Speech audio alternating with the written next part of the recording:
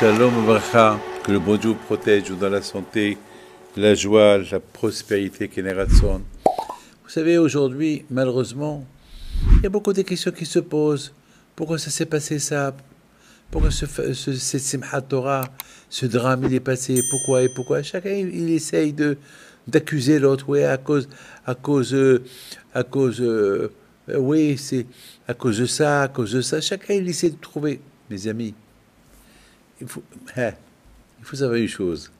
Même Adam Arishon, lorsqu'il a mangé le fruit que Hachem lui a interdit de manger, il lui a dit, Hachem, pourquoi tu as mangé ce fruit? Il lui a dit, ma femme. C'est ma femme qui m'a donné et j'ai mangé. Il accuse sa femme. Beaucoup de fois, on entend des gens, ils sont prêts à admettre les erreurs qu'ils font. Ils accusent toujours d'autres, à cause de l'autre. Adam, mais t'es fou, quoi. Mais il fallait. Le bon Dieu t'a dit de ne pas manger. Tu ne manges pas. Qu'est-ce que tu es en train d'accuser ta femme? Mais Hachem, il n'a pas parlé en premier à ta femme, il t'a parlé à toi. Et ta femme, c'est tout. Si Hachem, il te dit quelque chose, et ta femme, il te dit quelque chose, tu écoutes qui le premier? Imaginez-vous. Votre mari vous dit quelque chose, et un étranger vous dit quelque chose. Vous écoutez qui? Vous écoutez le mari. Hachem, il dit à Adam Arishon, ne mange pas de cet arbre. Sa femme, elle a mangé, elle pousse son mari à manger. Pourquoi tu tombes dans son piège? Tu dis non. Mes amis, vous savez que dans la Haftara de Yona, qu'on lit à Kippour, il y avait Yona dans le bateau. Hachem, il a dit à Yona d'aller à Ninive et dire aux gens de Ninive que Hachem va la détruire parce qu'ils sont des Rishaïm. Qu'est-ce qu'il a fait Yona? Il n'a pas voulu aller à Ninive. Il n'a pas voulu. Il a dit... il avait des... Je ne veux pas rentrer dans les détails pourquoi il ne voulait pas, mais... il s'est sauvé. Et c'est mieux que je ne dis pas, et si je ne dis pas, alors le bon Dieu ne va pas la détruire. Alors, Hachem, qu'est-ce qu'il a fait? Il a envoyé une tempête dans la mer. Il y avait là-bas des centaines de personnes dans le bateau. Et chacun, il a commencé à prier à son Dieu. Vous savez que ils étaient tous des idolâtres. Chacun, il prie à son Dieu. Et à un moment donné, les gens du bateau, ils voient Yona assis dans un coin. Ils lui ont dit, mais pourquoi toi tu pries pas? Mais lève-toi, prie. Comme Kera El Elohera. Pourquoi tu pries pas? Non, on prie, toi aussi, tu pries. Qu'est-ce qu'il leur dit? Aïe, aïe, aïe. C'est à cause de moi. C'est à cause de moi qu'il y a cette tempête. Parce que je me suis sauvé du bon Dieu. Alors, il y a le Rav de Brice qui dit, mais je ne comprends pas Yona. Pourquoi Yona, il ne va pas dire à ces gens-là, c'est à cause de vous qu'il y a cette tempête, parce que vous êtes tous des idolâtres. Pourquoi il s'accuse à lui? Le contraire.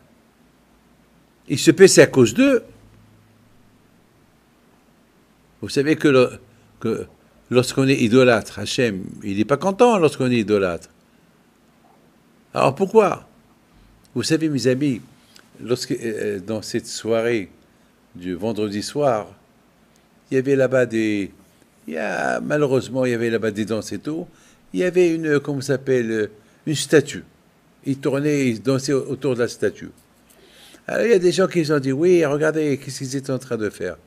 Moi, je leur ai dit, les pauvres, ils ne savent pas. Ils ne savent pas c'est quoi cette statue. Mais pourquoi tu penses qu'à cause de cette statue qu'ils ont eu ce qu'ils ont eu? Peut-être c'est à cause de nous. Nous, les religieux. Nous, qu'on a une barbe. Et on se critique. Peut-être c'est à cause de nous. C'est pas à cause d'eux. Pourquoi tu les accuses? Toujours les gens, ils essaient d'accuser d'autres personnes. Avant d'accuser d'autres personnes, accuse-toi à toi. Peut-être c'est à cause de toi. Il faut pas être facile. C'est facile d'accuser quelqu'un. Mais il faut réfléchir. Alors le Rav de Brisk, alav shalom, il dit, regarde, Yona, il aurait pu leur dire, eh ben, cette tempête, c'est à cause de vous, parce que vous êtes tous des idolâtres. Regarde, vous avez tous chacun son Dieu. Alors le bon Dieu, il est en colère contre vous. Non, il a dit non. C'est à cause de moi, parce que c'est moi le fautif. Je me suis sauvé du bon Dieu. Alors voilà, l'eau ne va pas, la tempête ne va pas s'arrêter jusqu'à que vous me jetez dans l'eau. Voilà, mes amis, ce qu'on apprend de là. On apprend de là, lorsqu'il y a un problème, il faut pas dire c'est à cause de ça, c'est à cause de ça. Chacun il doit s'accuser. On doit tous faire teshuva. Et je suis en train de vous dire une chose, que Dieu préserve. On n'a pas le droit d'accuser ce qui s'est passé dans cette grande soirée où il y a eu là-bas presque 300 morts.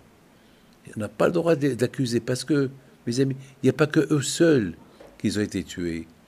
Il y a eu même beaucoup de gens qui étaient religieux. Il y avait des gens, il y avait des vieilles, il y avait même des rescapés de la Shoah. Il y avait des enfants. Qu'est-ce qu'ils ont fait, les pauvres, ces bébés, les pauvres.